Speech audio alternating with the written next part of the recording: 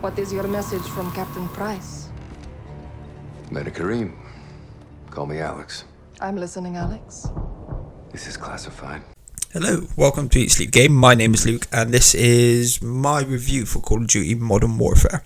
Now this year's title is promised to be something a little different. It's promised to reboot the tired formula and return the Call of Duty series to its former glory after a fair few years of less than stellar outings. Now first things first, you're going to notice how truly incredible these cutscenes look. Now, while we've seen detail and lighting at this sort of level before, I believe it's only comparable to something like Uncharted 4 and its graphical prowess in the cutscenes at the very least. Most other titles that have attempted this kind of thing do look a bit off, a bit robotic and a bit uncanny valley at times.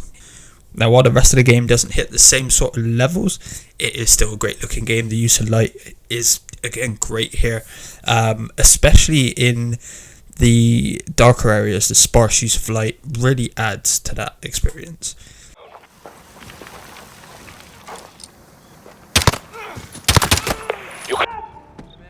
Sounds like Al-Qatala's got a hostage. See if it is now. You could have backup. I've lost visual. You're on your own for now. No sign of Adair, but I have a hostage. Find it. Now, Call of Duty's core is, of course, the gameplay, and as expected every year, it's still great. From manoeuvring around the maps to gunplay and everything else in between, guns have all got a great level of kick behind them. Very little in this game feels better than sliding behind cover, popping out, headshotting 3 or 4 guys one after another. Modern Warfare 2019 does a great job of making you feel like a badass, no matter your skill level. Cool. We don't stand a chance in hell with these rules of engagement, Captain. They can tell us where, they can tell us when. Don't tell us how. My memory tracking that cell for weeks. You had actionable intel on this. Quite a bit, sir. Okay, Garrett. You're with me. Если что увидите, стреляйте! Smoke now. Clear. Force up.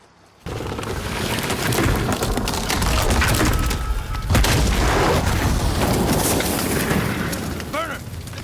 Пожалуйста! Туши огонь! Got enemies inside. Taking them. Coming your way, Echo.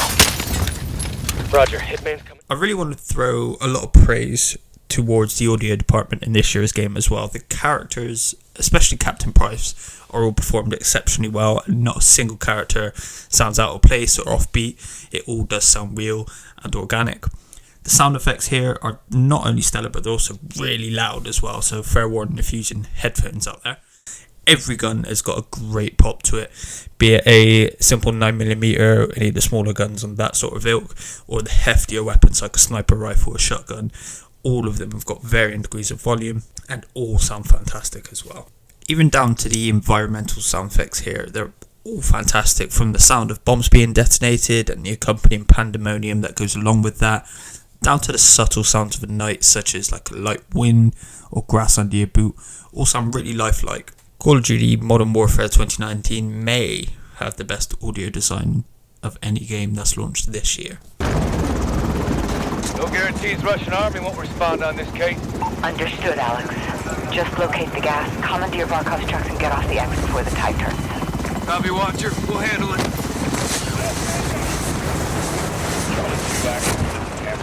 Hitman trucks are on deck for RTB. Moving on to the story now, Modern Warfare has you take control of 3 protagonists. CIA operative Alex, who isn't important enough to get a last name apparently, SAS Sergeant Carl Garrett, and the Rebel Commander Farah Kareem. And throughout the story you will interchange between the 3, all working together to combat the threat of the Russians, who are using chemical weapons, who have also occupied Farah's home, the fictional country of Urzikstan.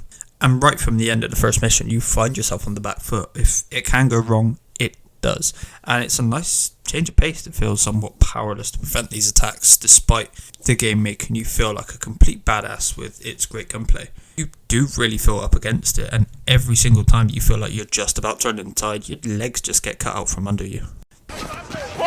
Where is your deer? We left him home to study.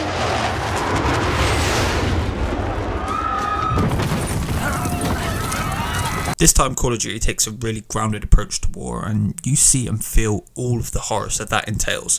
From tortured captives to blissfully unaware civilians in the heart of London being dragged into a terrorist situation, this can be a really heavy game at points, and sprinkled in are some tough decisions along the way.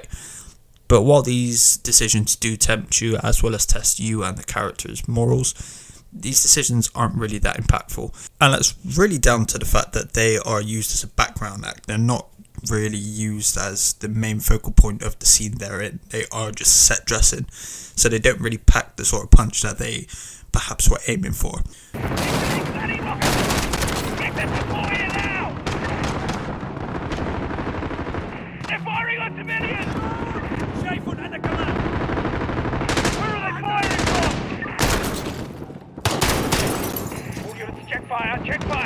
There are a particular set of missions that really encapsulates what this year's Call of Duty is all about. In these missions you take control of Farah, and you see her origins to becoming the rebel leader. You go from being a powerless child watching your father get murdered to the powerful and resourceful woman that you play alongside in the modern day. Now, some of these aspects, in particular the initial segment where you do play as a young Farah, are handled quite well. However, they really should have been given a lot more time to breathe, really. Perhaps even a little bit more nuance and thought behind them as well, opposed to just falling back into the old video game trapping of just sneaking around and killing the horrendously stereotyped big dude. Now, given more time, these missions would have led to the end goal feeling that much more important. Now, while Farah's missions do add a necessary levity and do give you the occupied perspective, they're just over as quickly as any other mission, and could have been depicted in a much better way than just returning again to the old shoot the bad guys formula. They felt far more important than they were actually given time for. I don't want to die. I want to go. Look, open! I want to see my family. I want to see. Can you help him? I'm trying. Let me see my girl. It's going off. I can't get it. No time! Help me! Help me! Wait! What are you doing? No! No! Modern Warfare does a really good job of taking away a lot of the glorification from war shooters just like this. It shows us that the perceived heroes could be just as ruthless and depraved as the enemy in some cases. This is literally spelled out and shown to us in an interrogation scene later in the game. In the scene, Captain Price is pushing the line as far as it can possibly go, in the aim of stopping the bigger threat. Now the question is asked by Garrick, where do we draw that line? To which Captain Price responds with, you draw the line wherever you need it. And that really sums up the game story quite well, as both sides have their reasons for why they believe what they're doing is the right thing. And while this does get explored, it's really briefly done, and again with a bit more time to breathe, a bit more nuance, a bit more thought put into it, this could have been something that elevated the game that much more. Outside the door!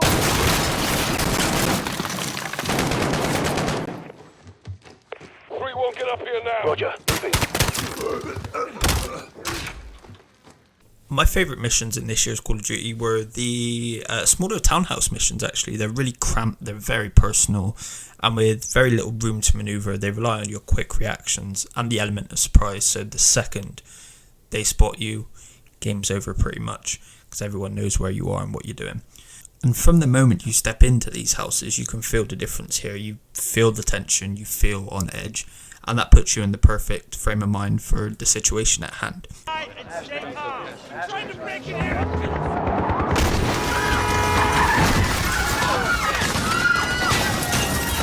The story crescendos wonderfully towards the final third as you ambush the enemy's camp in order to end production of their chemical weapons and take down their leader. While story-wise it's a bit run-of-the-mill, great level design is employed here, as is throughout Modern Warfare, urging you to make use of all the skills you've picked up throughout the campaign, and I found the end genuinely satisfying. And possibly as expected from this reboot. There are teasers of more to come from this new look Modern Warfare, and if they can build on what they've given us here, I'd genuinely be really excited for a new title. In the end, while I do wish Modern Warfare was given a little bit more time to breathe and gave more of a spotlight to Farah's missions, the story is efficiently told and has very little in the way of wasted moments. I'm genuinely surprised at how much I really actually enjoyed the story, and Modern Warfare's campaign thoroughly outdid my expectations. Modern Warfare is a great starting point to build on, and if they do continue this trend, we could see the franchise re-established amongst the likes of Titanfall and Doom at the apex of first-person shooters. Let them follow! Kill them! Go! Behind the car!